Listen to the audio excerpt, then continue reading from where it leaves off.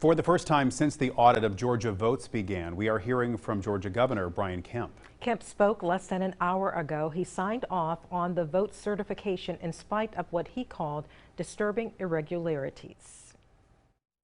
It's important to note that this audit only looked at ballots, not the signatures on the absentee applications or the signatures on the ballot envelopes.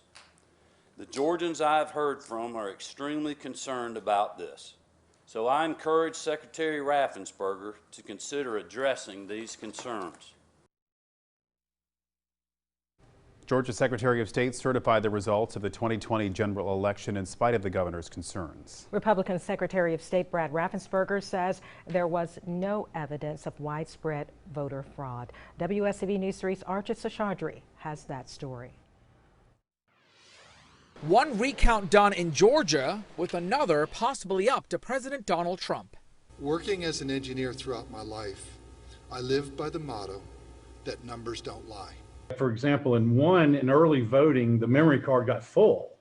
So they put in a second memory card. Well, they forgot that they had done that. And so they were only looking for one memory card instead of two. Despite this audit, state leaders say it still gives President-elect Joe Biden a 12,000 vote lead to win Georgia's 16 electoral votes. I believe that the numbers that we have presented today are correct.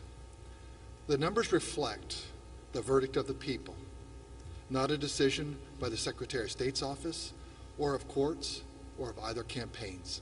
For the first time ever in Georgia's history, we have a paper receipt that is verified by the voter at the precinct. Under Georgia law, a second-place candidate can request a recount 48 hours after the state certifies its results. You're confirming the votes that you counted, hopefully, were correct. You're disproving any allegations or suspicions of tampering. But unlike this one, a second recount will be a statewide machine audit and not a hand recount. Reporting in Atlanta, Archit Seshadri, WSAV News 3 on your side.